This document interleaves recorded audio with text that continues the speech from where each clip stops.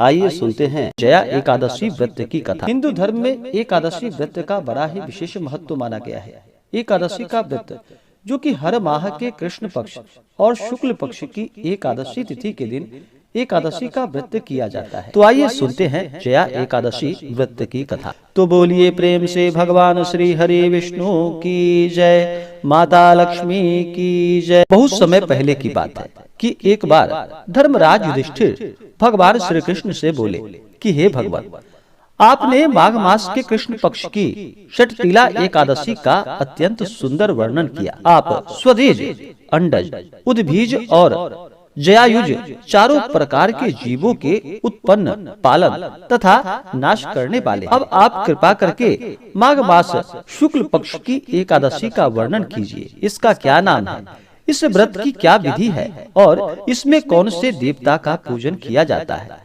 तो भगवान श्री कृष्ण कहने लगे कि हे राजा, इस एकादशी का नाम जया एकादशी है। इसका व्रत करके मनुष्य ब्रह्म हत्यादि पापों से छूटकर मोक्ष को प्राप्त होता है तथा इसके प्रभाव से भूत, पिशाच आदि योनियों से मुक्त हो जाता है। इस व्रत को विधि पूर्वक करना चाहिए। इस दिन भगवान श्री हरि विष्णु, माता लक्ष्मी का पूजन करना चाहिए। अब मैं तुमसे पद्म पुराण में वर्णित इसकी महिमा की एक कथा सुनाता हूँ। देवराज इंद्र स्वर्ग में राज करते थे और अन्य सब देवगण सुख पूर्वक स्वर्ग में रहते थे। एक समय इंद्र अपनी इच्छा अनुसार नंदन वन में अप्सराओं के साथ विहार कर रहे थे और गंधर्व गान कर रहे थे। उन गंधर्वों में प्रसिद्ध पुष्पदंत तथा उनकी कन्या पुष्पवती और चित्रसेन तथा उसकी स्त्री मालिनी भी उपस्थित थी। साथ ही मालिनी का पुत्र पुष्पवान और उसका पुत्र माल्यवान भी उपस्थित थे। पुष्पवती गंधर्व कन्या माल्यवान को देखकर उस पर मोहित हो गई और माल्यवान पर काम बाण चलाने लगी। उससे अपने रूप, लावण्य और हाव भाव से माल्यवान को वश में कर लिया। हे राजा, वह पुष्पवती अत्यंत सुंदरी थी। अब वे इंद्र को प्रसन्न करने के लिए गान करने लगे, परंतु परस्पर मोहित हो जाने के कारण उसका चित्त भ्रमित हो गया था। इनके ठीक प्रकार न गाने तथा स्वर ताल ठीक न होने से इंद्र इनके प्रेम को समझ गए और उन्होंने इसमें अपना अपमान समझा और उनको श्राप दे दिया। इंद्र ने कहा कि हे मूर्खों, तुमने मेरी आज्ञा का उल्लंघन किया है, इसलिए तुम्हारा धिक्कार है। अब तुम दोनों स्त्री पुरुष के रूप में मृत्युलोक में जाकर पिशाच रूप धारण करो और अपने कर्म का फल भोगो। इंद्र का ऐसा श्राप सुनकर वे अत्यंत दुखी हुए और हिमालय पर्वत पर दुख पूर्वक अपना जीवन व्यतीत करने लगे।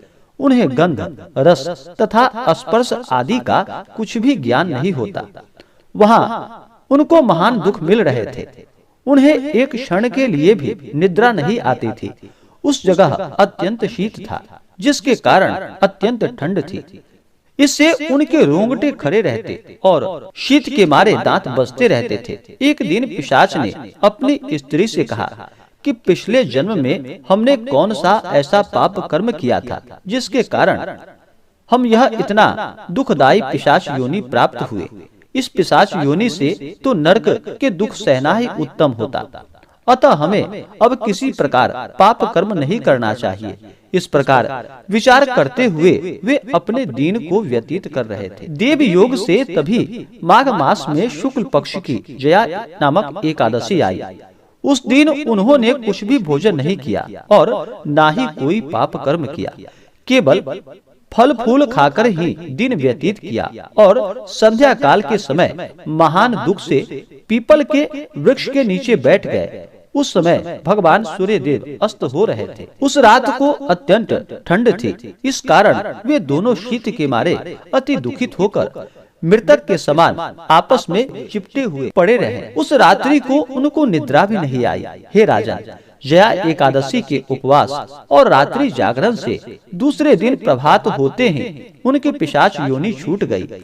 अत्यंत सुंदर गंधर्व और अप्सरा की देह धारण कर सुंदर वस्त्राभूषणों से अलंकृत होकर उन्होंने स्वर्गलोक को प्रस्थान किया।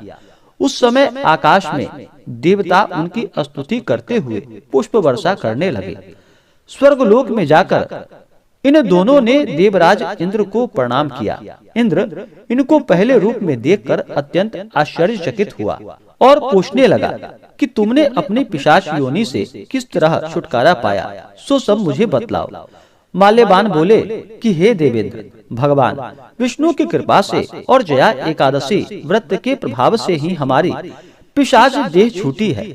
तब इंद्र बोले कि हे माल्यवान, भगवान की कृपा और एकादशी का व्रत करने से न केवल तुम्हारी पिशाच योनि छूट गई, वरन हम लोगों के लिए भी तुम वंदनीय हो, क्योंकि भगवान विष्णु और भगवान शिव के भक्त हम लोगों के वंदनीय हैं। अतः आप धन्य हैं। अब आप पुष्पवती के साथ जाकर विहार करो।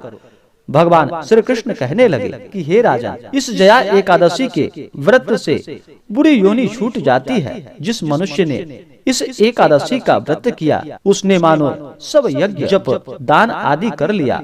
जो मनुष्य जया एकादशी का व्रत करते हैं, वे अवश्य ही 1000 वर्ष तक स्वर्गलोक में वास करते हैं। तो बोलिए प्रेम से भगवान श्री हरि विष्णु की जय, माता लक्ष्मी की जय।